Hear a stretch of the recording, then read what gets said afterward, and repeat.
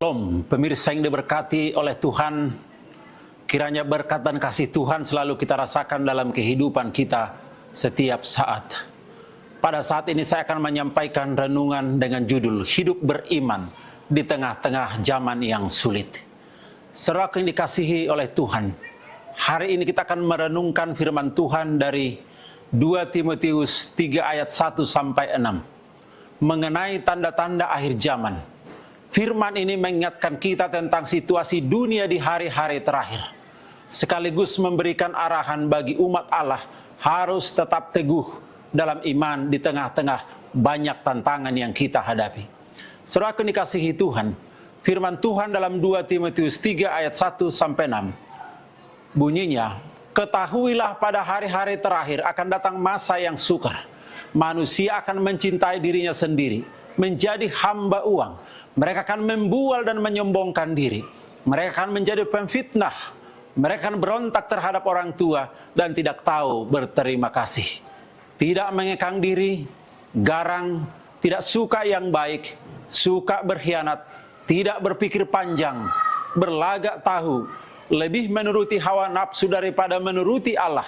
Secara lahiriah mereka menjalankan ibadah, tetapi pada hakikatnya mereka memungkiri kekuatannya. Jauhilah mereka itu.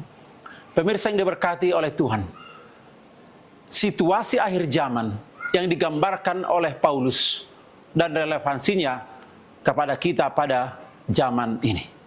Paulus menulis kepada Timotius mengenai hari-hari terakhir. Dalam ayat-ayat ini kita melihat karakteristik manusia yang makin jauh dari Allah. Cinta diri, materialisme, kesombongan, dan penurunan nilai moral. Bukankah semua ini terlihat jelas dalam kehidupan kita pada saat ini?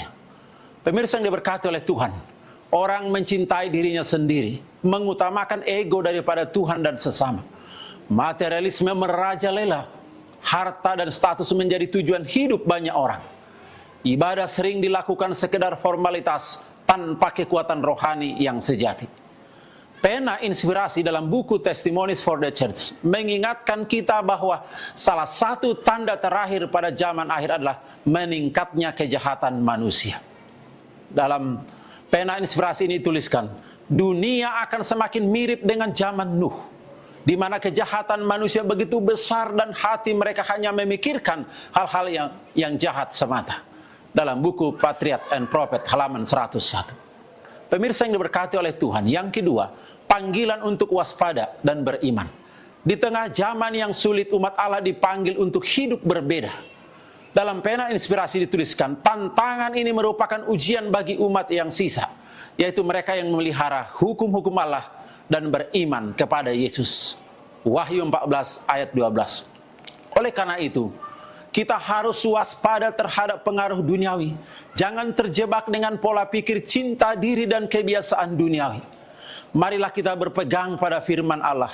Firman Tuhan adalah pelita bagi jalan kita. Mazmur 119 ayat 105. Hanya dengan membaca, merenungkan, mempraktekkan firman Tuhan dalam kehidupan kita, membuat kita bertahan.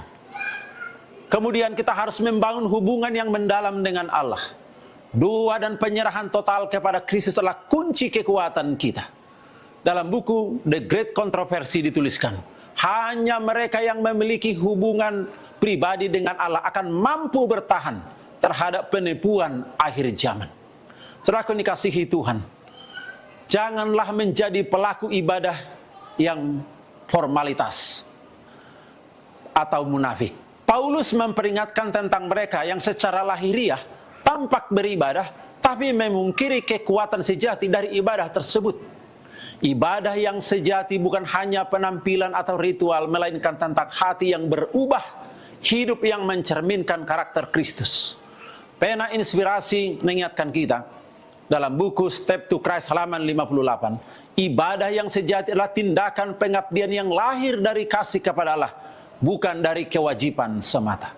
Saudaraku yang dikasihi Tuhan, kemudian kita harus mempersiapkan diri untuk kedatangan Yesus yang kedua kali. Situasi dunia saat ini adalah penggenapan daripada nubuatan yang ditulis oleh Paulus dalam Alkitab. Namun ini bukan alasan membuat kita takut, melainkan panggilan untuk bersiap menyambut kedatangan Kristus yang kedua kali. Kita dipanggil untuk hidup kudus, menjadi terang garam di dunia yang gelap. Ingatlah janji Yesus dalam Yohanes 16 ayat 33. Dalam dunia kamu menderita penganiayaan, tapi kuatkanlah hatimu, aku telah mengalahkan dunia. Saudara dikasihi Tuhan, sebagai kesimpulan dari renungan pada saat ini, marilah kita menjadi umat yang setia di tengah masa yang sukar. Jadikan kesulitan zaman ini sebagai kesempatan untuk lebih mendekat kepada Tuhan, memperkuat iman kita, dan menjadi saksi yang hidup bagi kemuliaannya. Kiranya Tuhan menolong dan menguatkan kita. Tuhan memberikan kita kemenangan, dan Tuhan tetap memberkati kita. Tuhan memberkati. Kita berdoa.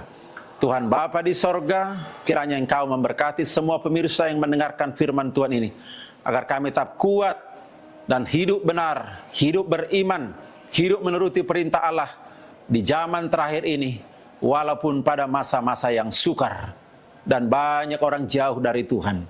Berkati kami Tuhan, berkati firman Tuhan ini, dalam nama Yesus Kristus kami berdoa. Amin.